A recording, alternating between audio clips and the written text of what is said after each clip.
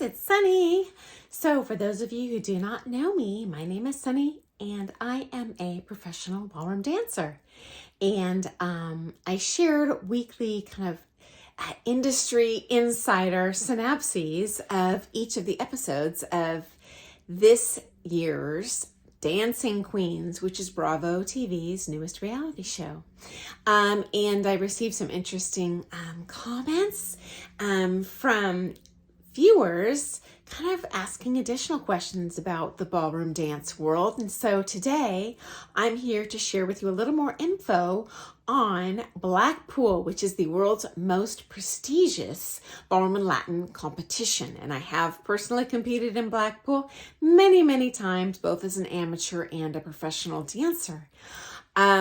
This is going to be part 2 of my kind of Blackpool background info videos, because I quickly realized there was so much to share and I couldn't even possibly cram it into one video. So here it goes. If you haven't seen the first video, you might check that out. If not, it's fine just to watch this one too. Just a friendly reminder, my channel is not monetized, and my only pleasure I'm getting out of this is seeing your likes, your thumbs up, your subscriptions, your comments. So please do all of the above and let's get started. So why is Blackpool the world's most prestigious competition? Well, you've got competitors from over 60 countries and over 3,000 entries. So it's most certainly the largest in the world. So it's, by definition, it is the most competitive because every top dancer in the world is there. Okay. So when you're flying into Blackpool, we never actually fly into Blackpool. It's a pretty small town up on the northwest coast of England, kind of west of Birmingham. Everyone flies into London, rents a car, and goes up there. I strongly recommend arriving a week early for jet lag and for other purposes. There are comp rounds at Cheam every night. So Cheam is kind of the most prestigious, arguably, ballroom studio in England and the London area. Of course, top pros do teach all over the place. If I have to identify one place to take lessons, it would be Cheam. And Cheam is the only studio I know of that runs comp rounds before competitions. What are comp rounds? Well, this is a practice competition. So they'll call you onto the floor just like they would in the real competition. They'll run, 90 seconds of waltz, just like they would in a competition. They'll run rounds, which means they cannot possibly cram 3,000 couples on the floor at a time. So you take turns dancing each dance, and then it's the next set of couples goes on the floor, and the next set of couples on the floor, etc. And so these practice rounds are great competition preparation for all the competitors at Blackpool. Blackpool's also pretty close to Scotland, so that's an easy, half-day trip if you wanted to go up there or see Hadrian's Wall. Blackpool is close to all that stuff. Nothing exciting really to see in Blackpool. It's just a local recreational beach town like you would find anywhere else in the world. There's the Blackpool Tower versus the Blackpool Winter Gardens. So in the olden days, Blackpool used to be held at the Blackpool Tower. And I have to tell you, this is the most beautiful ballroom I have ever seen in the entire world. Incredible. The Winter Gardens is actually more of just a convention center, albeit it's beautiful in there too. They just have extensively more seating. That's why they moved it there.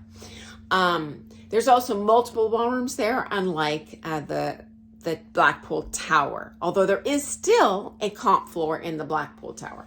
As a matter of fact, in my day, Sammy Stopford, who is a former kind of Latin dance champion, would run a comp there in the days preceding Blackpool, and almost all the dancers doing Blackpool would do that comp as a warm-up as well, and that would be still in the Blackpool Tower, which was awesome because you could kind of get both experiences. You could get the old world Blackpool Tower comp experience, and then kind of the new world Winter Gardens Blackpool experience. And in the Winter Gardens, it's held in a ballroom called the Empress Ballroom. Okay, and seating on the floor for that comp, you do buy your seats in advance, but darn near impossible to buy those. Those are pretty much almost willed to people over the years, and you can't just buy a seat. Those are kind of owned by the people that have always sat in them in previous years, and they kind of give to those seats, although they continue to pay for them,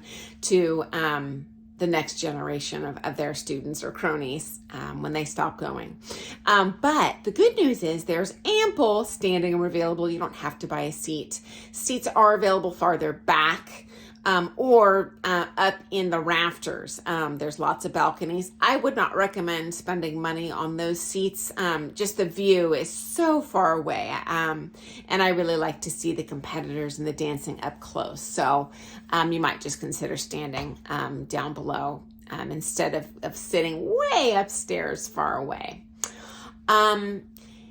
Unlike most competitions in the world, there is live music. They have the same band every year, and the music's amazing. It's wonderful. So it's not like live music bands I've been to at social dances in the United States, where it's very canned. All the songs sound the same. It's the wrong tempo. It is spot on competition tempo music, and somewhat famous, dance music that you would recognize, most of it. Not famous in terms of modern music, but definitely recognizable ballroom and Latin music. There's not the extensive age categories in Blackpool, or the comp and the Tower Gardens, or really any comp that you would find in Pro-Am in the United States, like you saw in Dancing Queens. They do have comps that are age specific for the younger levels, but in Blackpool they just have the senior, which is over 35. They don't have an adult B like you see in Dancing Queens, and then they have open, which you can be any age. I believe you have to be a minimum of 16 years old, but pretty much any age, and that's definitely the most competitive category. And in the pro, we do not have any age categories. It's just full on, everyone's out there throwing it down. There are 2 skill levels. There's what's called Rising Star, which is a professional category, and then Open Pro. The Open Pro, you can anyone can compete in. The Rising Star, you can't compete in if you have won the previous year. So the Rising Star is slightly less competitive, though they're all absolutely incredible. There's no bad dancing there. There is a separate competition called Junior Blackpool for kids that is not run at the same time as the regular Blackpool comp is. And that's called Junior Blackpool. Though it is in the Winter Gardens, it's in the same venue, the same dance floor. And so the elite level world kids do that one. Interestingly, there is no qualifying event for Blackpool like there would be for the Worlds.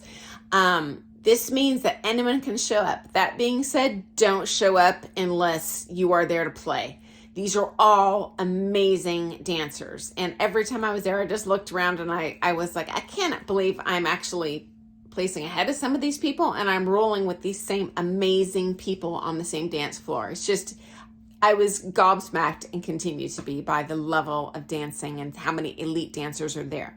The World Championships, in contrast, are limited to the top 2 couples in each country. So this does not accommodate for, I'll call it, dancing centers. So for example, you could be the number 1 competitive couple in Israel, but you could place dead last in Blackpool. That it's just, there are many countries that don't really have power players in the ballroom dance competitive scene, and those all do participate in the Worlds.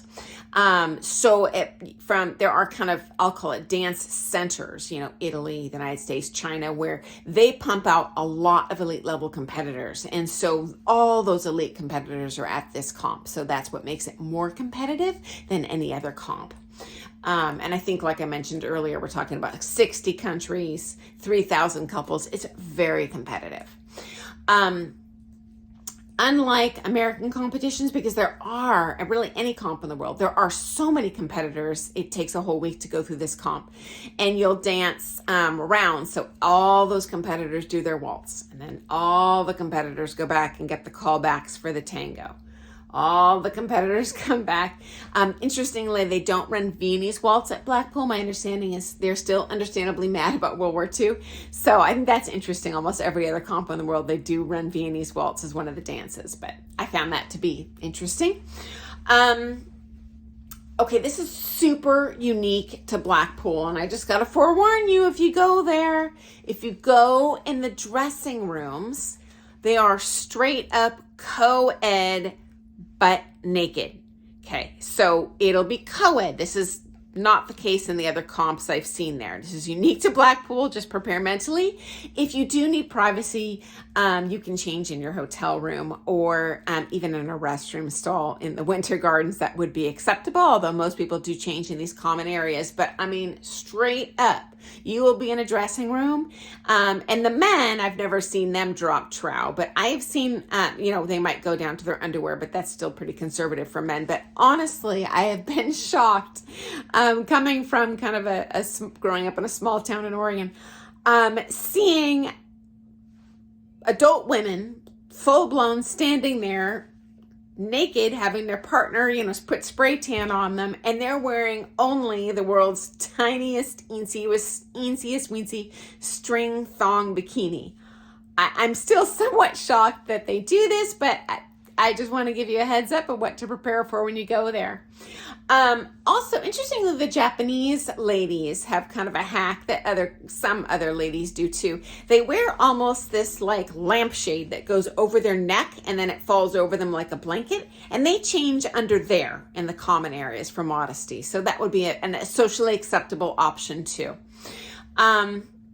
Interestingly, there's a lot of smokers there, particularly the Italian competitors I've noticed. This floors me because I don't know how they do this athletically, because you're really pushing to your max, but I do see that, which is kind of crazy to me. Although, fortunately, they're not smoking inside, so it's doable, although they do smell like smoke.